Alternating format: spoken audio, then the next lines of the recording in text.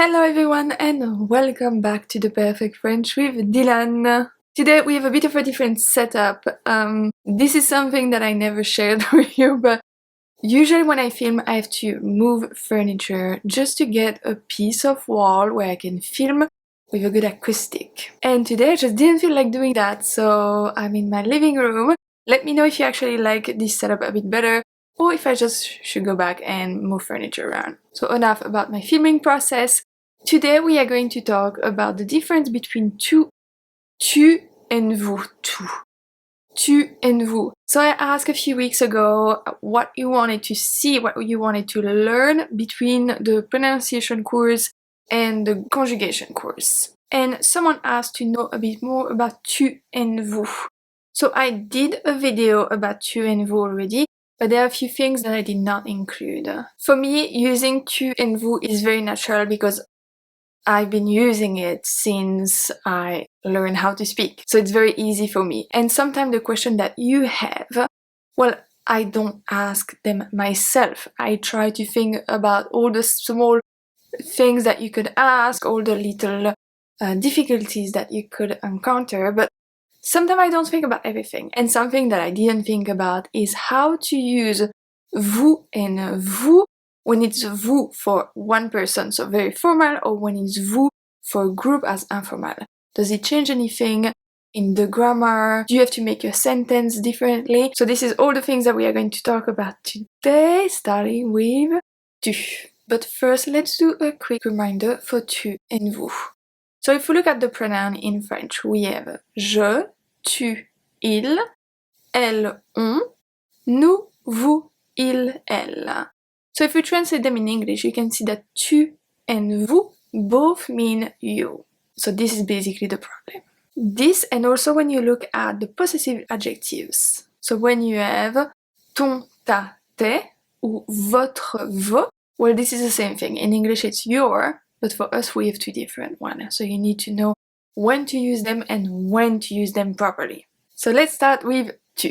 So to address people who are your age or around your age or younger, you are going to use tu.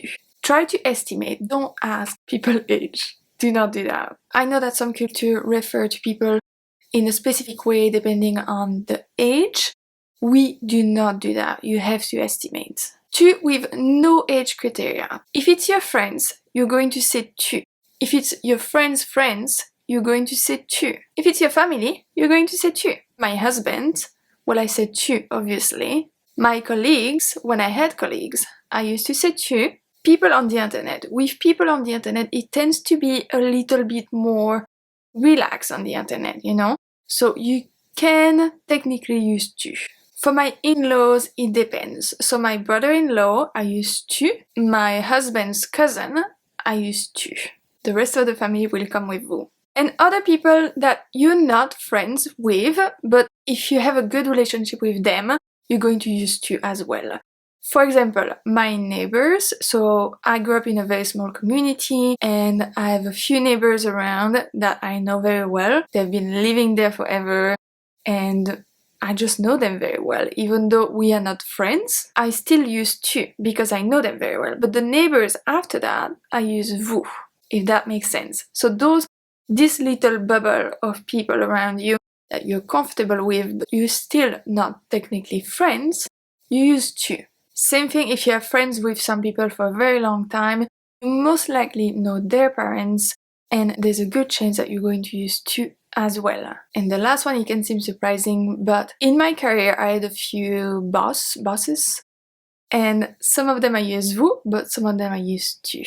It really depends on the type of business where you work, the type of companies. But yeah, if it's younger company, you're most likely going to use tu. So let's see 3 examples. If you say to a colleague, j'ai lu ton email ce matin. J'ai lu ton email ce matin. So ton. So I use your, but I use ton. Okay, casual. If you say to your friend, tu as une tache sur ton pull. Tu as une tache sur ton pull. Tu and ton. So both are casual. You cannot say tu as une tache sur votre pull. That doesn't work.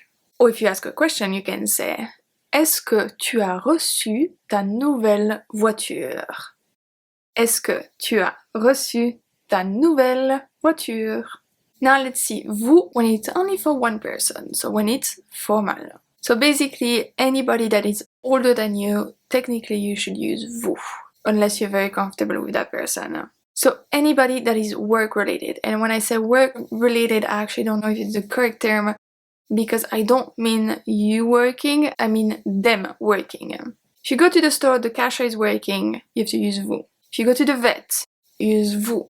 If you go to the doctor, you use vous. The landscaper that comes to your house, you use vous. Anybody that is working, use vous. The whole thing about, the client is king kind of thing does not work. You always have to show respect to anybody who is working, anybody that you don't know.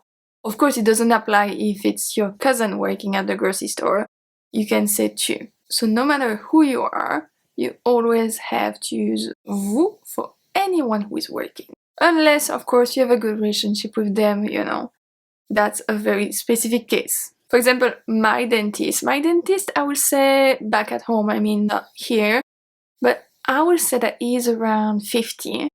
So he used tu with me, but I use vous with him, if that makes sense. The next point is anybody else that you might interact with in your workplace, especially if you work in a big company, if you have to call someone to ask for a document or something, even if it's in the same company, that doesn't mean that you can use tu.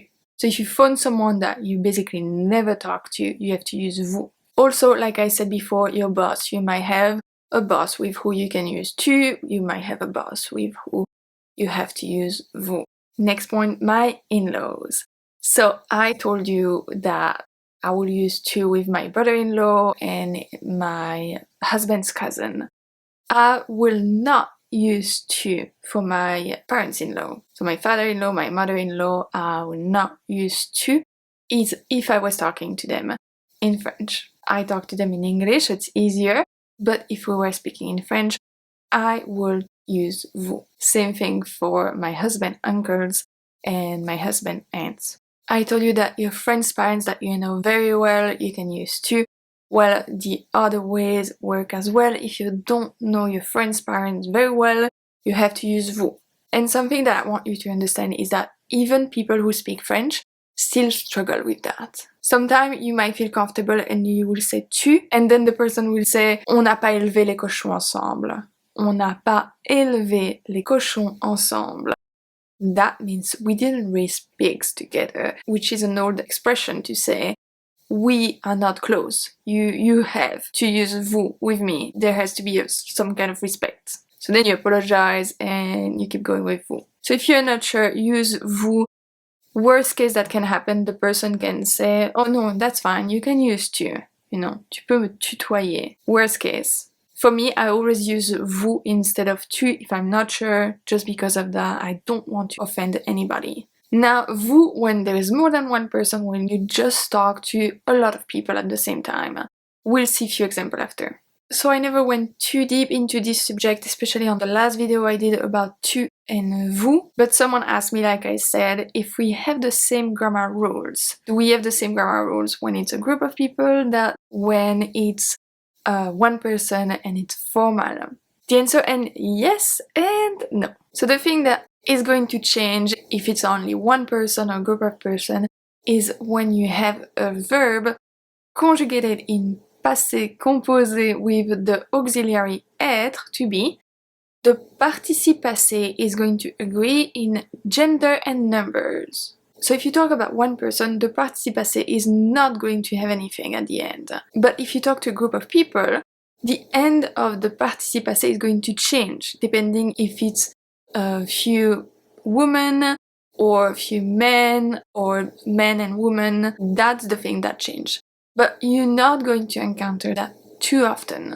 Let's see two examples. If you have a couple or a couple of friends, you can ask, comment est-ce que vous vous êtes rencontrés? So rencontrer in this case is going to end with es or ees. Let's see another example when it's only one person. So if you ask to your boss, you say vous to your boss, you have to ask him if he arrived safely.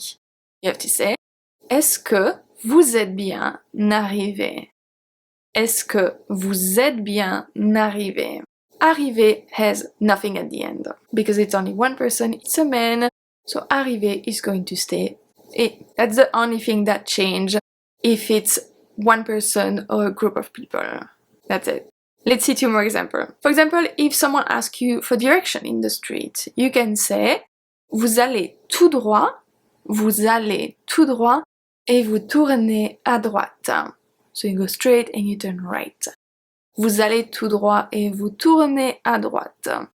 That will work if it's one person or if it's a group of tourists. Nothing changed in that sentence, not the grammar, nothing. Not the way that you talk to the people, nothing. On the phone, for example, let's say you have an appointment. The receptionist might call you and confirm the appointment. So, je vous appelle pour confirmer votre rendez-vous. Je vous appelle pour confirmer votre rendez-vous.